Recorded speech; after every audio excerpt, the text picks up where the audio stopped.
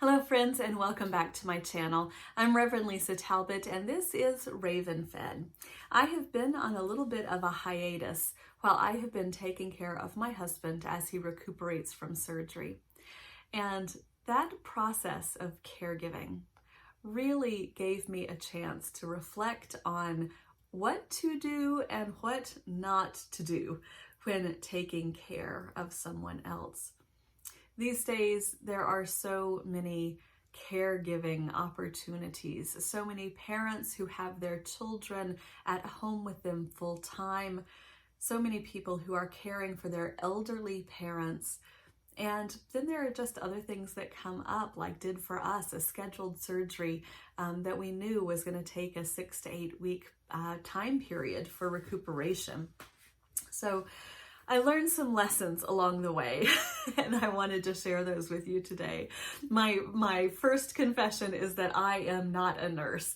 I am not skilled or gifted in taking care of others. That is certainly not something that I'm drawn to, and it's something that I'm not very good at. I don't have a lot of patience for caregiving, and knowing that coming into this situation, my husband and I really tried to talk through and work through as many things as we could ahead of time to make sure that this was a good experience for both of us. And so I have some tips to share with you if you find yourself in a caregiving situation. The first tip is to plan ahead for the patient. Now, because this surgery was scheduled, and it was a surgery, we had time to plan ahead. There might be times when there's an accident or a broken bone or something that you can't really plan ahead for. But if you are able to plan ahead, it is really good to be able to think through the things that the patient is going to need once they're home. And those things for us were mostly environmental and food related. So Joe has some favorite dishes that he loves to make and eat. So one of the things that he did to prepare was cook a lot of food for himself and package it up in single serving containers and put it in the freezer. And that way, as he was recuperating, he would have some of his favorite foods on hand. And as he got stronger and could care for himself more, he could easily fix himself lunch or dinner if I was working. The other thing that we really thought through a lot was our home environment. We knew that he was going to be in a back brace, that he would have a walker, that he'd have a polar pack that we would need to set by the bed. And so we really looked at the house and thought about what we could change or adjust ahead of time to make his homecoming as easy as possible. So some of the things we did were make sure that all of the important rooms and access points of the house were easy for him to navigate with a walker. So we made sure that the hallways were absolutely clear.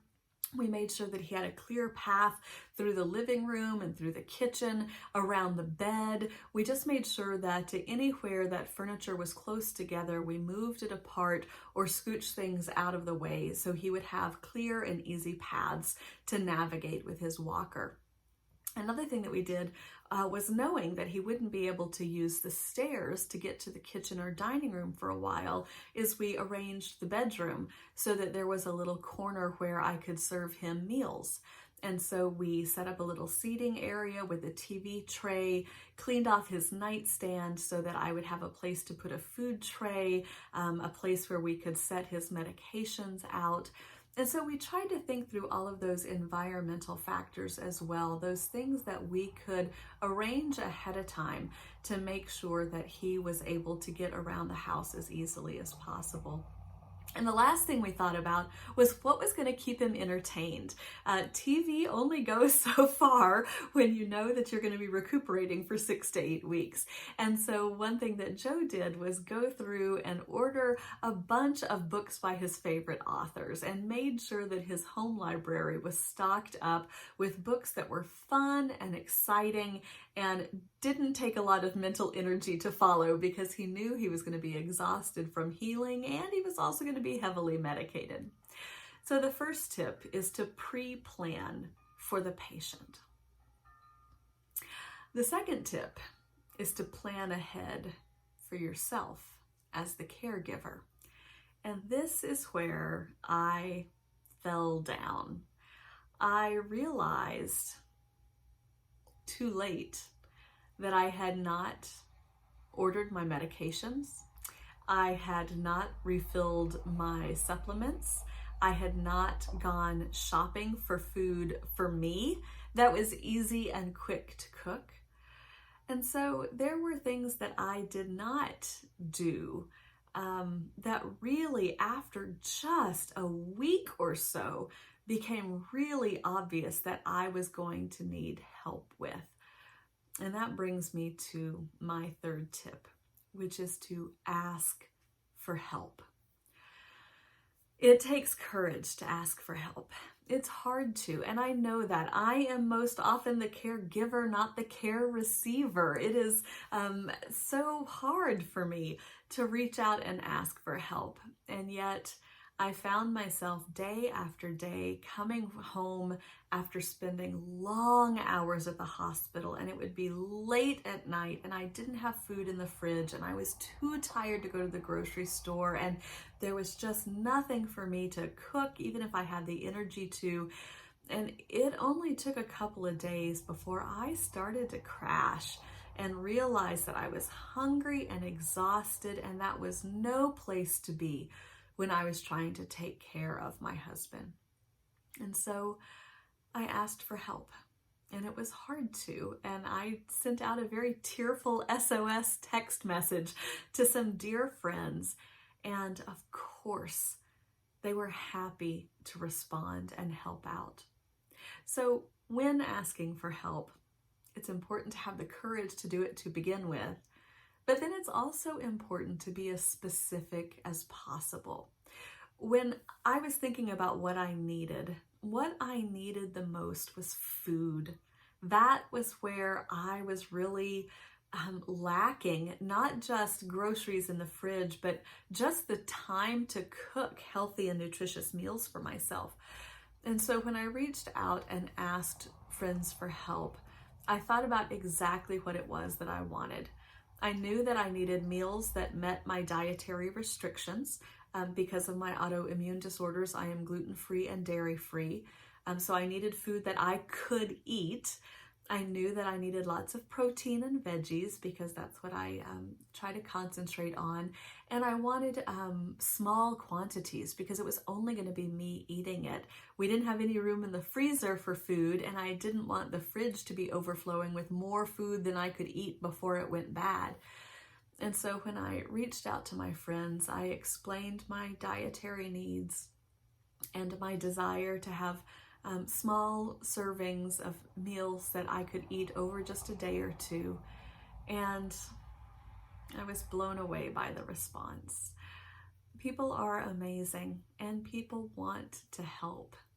They knew that I was taking care of my husband, and they were more than happy to help take care of me so I could take care of him. And it was really a blessing to have friends who were so responsive. I think I sent out the text message about 7 o'clock, and I think by 9 p.m. I had jars of homemade soup delivered to my front door from a dear friend. It was really a blessing to reach out and to have people so willing to help. So even though it's difficult, if you are in a caregiving situation and you are finding yourself in need of some care, have the courage to ask for help, because people are amazing and will help out. The last thing that I want to encourage you to do when you're caregiving is to take care of yourself. Oftentimes, new moms are told to sleep while the baby's sleeping. And when you're caregiving, sometimes you need to sleep while the patient's sleeping, because that might be your only chance. I know that I did start to wear myself out because I was trying to work full-time and caregive full-time and housekeep full-time, and it was all just too much. You can see that the housekeeping suffered quite a bit and is still not back in order yet, and that's okay. But I did find that I was really burning the candle at both ends, taking care of Joe's medication schedule 24 hours a day, staying up late into the night, trying to make sure the dishes and laundry were completely done and put away, and just doing things that didn't necessarily need to be done. There are definitely a transformation in your priorities in a situation like this. And I quickly learned that it was okay to go to bed with dishes in the sink if it meant that I was going to get a better night's sleep. And so be sure that you're taking care of yourself. If you know that you have a situation coming up where you'll be caring for someone else, remember that you can only care for others if you are caring for yourself, that you have to be healthy in order to help other people be healthy as well. So plan ahead as much as you can, both for the patient and for yourself. Don't be afraid to ask for help and be really specific about what you need, and take care of yourself so that you can take care of others. I hope this video finds you well. If you haven't already subscribed, I hope you do so. Thanks for watching today. Bye-bye.